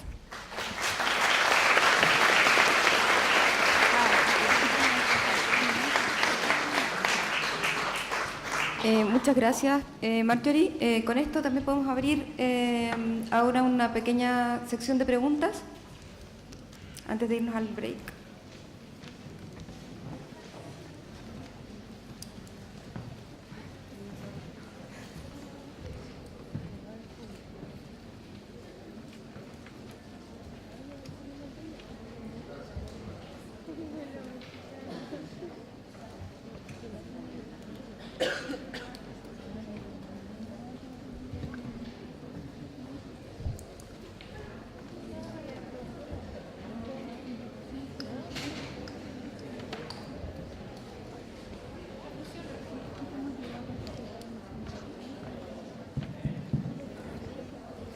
Una pequeña reflexión gracias a esta estimulante mesa que acabamos de compartir.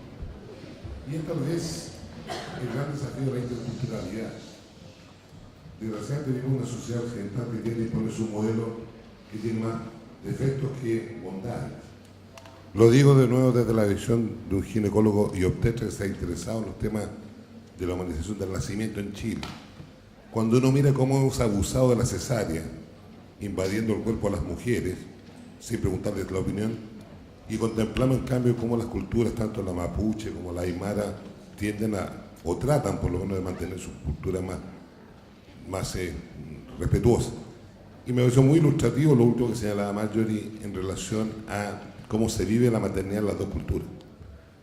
En nuestra cultura occidental las mujeres viven la maternidad como el deber, no como el placer. Y el marianismo, como tú muy bien lo señalaste, está siempre presente. Desde la culpa, la responsabilidad, todo lo que le pasa a tu hijo es responsabilidad tuya. Y por supuesto que el modelo que genera la sociedad mapuche, en este caso, o la cultura mapuche, es el niño forma parte de la vida, forma parte de la familia, forma parte del entorno. Y eso permite liberarlo un poco más. En resumen, me queda claro de estas interesantes presentaciones, es que cuando hablamos de reconstruir las relaciones con el mundo mapuche, tenemos que devolverle no solo el territorio, tenemos también que respetar su territorio simbólico como son estas prácticas. Gracias.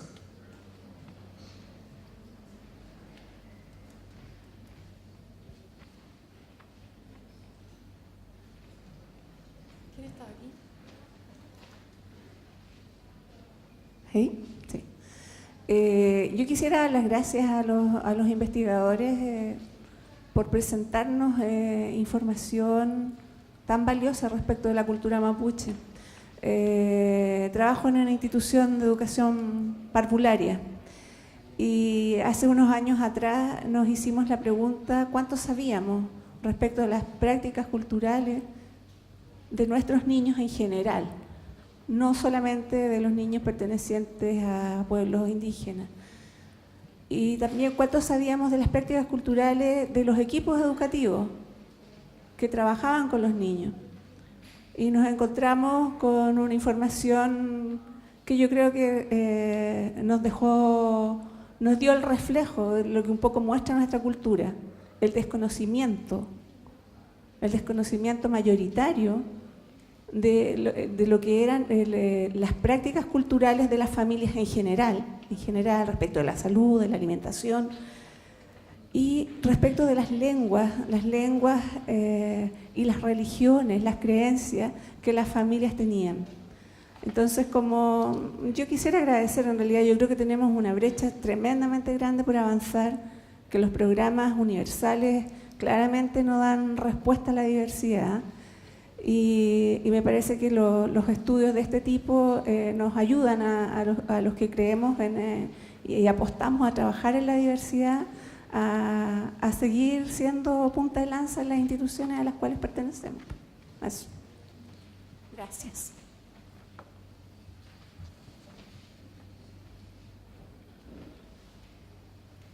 Buenas tardes. La pregunta va para don Gabriel.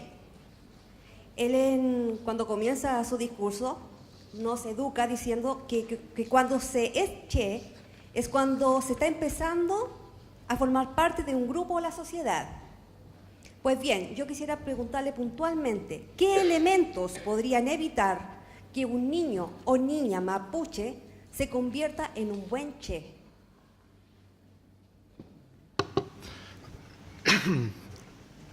Es extensa la respuesta probablemente, y no una respuesta, sino... he hablado de los contextos y también de los grados de vitalidad, de conocimiento que hoy día están en las comunidades. Primero, antes de responder puntualmente a eso, este es un modelo que está invisibilizado particularmente en las instituciones. Hay algunas experiencias muy menores, pero que está invisibilizado y en efecto negado, no está formando parte. Algunas cuestiones generales que se señala, por ejemplo, es que los niños tienen problemas de autoestima en la escuela. Más bien lo que allí se genera es que los niños son inseguros. La escuela les genera inseguridad. ¿Por qué? Porque son modelos que no generan cercanía. ¿Cómo se llega? Es che. Bueno, es che desde que la mujer está embarazada. Allí hay un lenguaje de socialización. La mamá, en el contexto de una familia, del modelo en este caso mapuche, hoy día también diversificado, allí el papel del lenguaje va a jugar un rol importante, en tanto de que en ese proceso que no parte del momento en que nace, sino mucho antes. Y eso de formar che tiene que ver con cuestiones básicas hasta aquella que he señalado, por ejemplo, de la formación, de decir, del escuchar, del comprender, del percibir, de aquello que es audible o no, por ejemplo, de distinguir, de la obediencia. Entonces, no podría señalar yo un aspecto, sino que un conjunto de aspectos que conforman dentro de lo que es la socialización o otros dirán de enculturación, pero allí el papel de la lengua es importante, porque la lengua no solo está diferenciando, no solo está socializando, sino que está generando diferencias culturales importantes. Por ejemplo, cuando se dice pichichi, en realidad en rigor no se refiere a niño, en términos de que el niño tiene determinadas cualidades, sino que se habla de la persona. El niño, en la escuela, por ejemplo, el niño tiene problemas con el profesor porque le dice tú, porque en castellano hacemos diferencia entre tú y usted, pero el niño desde el lenguaje va a decir y mí, pero no está tuteando al profesor cuando usa la expresión tú, simplemente tiene el problema del lenguaje que en contexto allí no lo puede distinguir, pero que no es su papel. Eso. Mario Peñi, gracias por, en verdad, por todo lo que hablaron, pero mi pregunta va dirigida principalmente a la señorita Mario, referente al universo de la muestra. Es que si se toma en cuenta a las personas migrantes que son de la Araucanía, aún sería el caso de mi familia, que son como la segunda generación nacida en la ciudad, pero que seguimos con el arraigo entre medio, vínculo directo con las comunidades, y también es cómo se fortalece ese tipo de crianza, ¿no? Es como una crianza mixta en cierto modo, tiene que ver con los patrones que rigen la sociedad como occidental o chilena, pero también lo que se enseña a través de la abuela o de las personas los kimches, que se podría decir. Entonces, es cómo se da el paralelo entre la crianza occidentalizada en la ciudad y también la vinculación con las comunidades.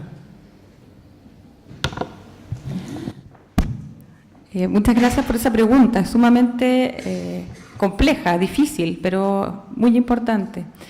A ver, en cuanto a la muestra de este estudio, que por su carácter etnográfico, en el fondo son muy pocos casos, pero estudiado en mucha profundidad, esa es la idea, ¿cierto? Está ahí la riqueza y que, claro, luego se podría replicar en investigaciones más macro, con investigación cuantitativa, por ejemplo, una vez que uno ya tiene las preguntas adecuadas y no llegar, ¿cierto?, con prejuicios o con las preguntas erróneas a veces a desarrollar instrumentos de gran magnitud. Respecto a lo que tú planteas, finalmente es muy probable que la sociedad en Santiago y con la migración del campo a la ciudad, grandes grupos de la población tienen estas conformaciones que podríamos decir son mixtas de alguna forma. En Santiago sabemos que la cantidad de la población mapuche de primera, segunda o tercera es enorme, ¿cierto? Y ahí creo que interesante para efectos de la investigación, ¿ya? Más allá de cómo se podría hacer, para efectos del investigador yo creo que es importante efectivamente hacer investigaciones en profundidad y etnográficas que logren capturar no solamente la intencionalidad o lo que Heidi llama, ¿cierto?, las etnoteorías de la parentalidad, porque a veces uno dice, no, es que yo como mapuche me propongo hacer esto, otro, o yo como chilena me propongo hacer esto y esto otro. Hay un montón de prácticas y de enseñanza o de cosas que van muchísimo más allá que el lenguaje, ¿cierto? O de lo que tú puedes entrevistar, que puede ser capturado en la investigación. Y en eso investigaciones como las que hace Heidi Keller son fascinantes, porque ella puede en el fondo demostrar cómo quizá la relación con los abuelos o la relación si es más, más visual, si es más de contacto físico, si se estimula que el niño esté más solo, que esté más con otros, etcétera, es algo que muchas veces se da y que nosotros no tenemos los instrumentos para aprenderlo, ¿ya? Y en el fondo eso es lo que investigadoras como ella nos provee, y yo insisto en el punto de la interdisciplina con la que estamos convocando hoy día, ¿ah? Aquí no basta con un instrumento, con una metodología o con una disciplina para abordar algo tan complicado como lo que estás señalando tú, en el fondo, cómo conocer, después nos vamos a quizá cómo cuidar, pero cómo conocer la diversidad de prácticas de parentalidad que coexisten en nuestra sociedad y que no son completamente invisibilizadas. Para eso necesitamos las distintas disciplinas y distintos instrumentos metodológicos, eso por una parte. Ahora, creo que teniendo ese tipo de investigación sobre la mesa es que podemos llegar a relevar y a conocer y eventualmente a defender o cuidar prácticas que muchas veces nosotros tememos perder, que podría ser el caso de familias que han migrado a la ciudad y que se mantienen en contacto con las comunidades, pero que obviamente están marcadas e imbuidas en esta occidentalización, por decir un nombre, ¿cierto? O esta chilenización, etcétera. Creo que primero hay que conocer, hay que saber tanto los investigadores como las políticas públicas y a veces las mismas personas, que no sabemos muchas veces por qué hacemos una u otra cosa. Eso es lo fascinante de esta etapa de la vida, de estudiar la parentalidad temprana, por ejemplo. Es que no son cosas que necesariamente tenemos hiperracionalizadas, sino que al ser transmitidas permiten procesos de mucha más larga duración, como diría Brodel, ¿cierto?, que subyacen los grandes cambios que muchas veces son los tematizados, por ahí iría. Bueno, con esto terminamos estos dos paneles. Vamos a tener un break de... Jefa. Es que son las 12:50. Tenemos que estar de vuelta de 15 minutos, a la 1:05. Muchas gracias a todos.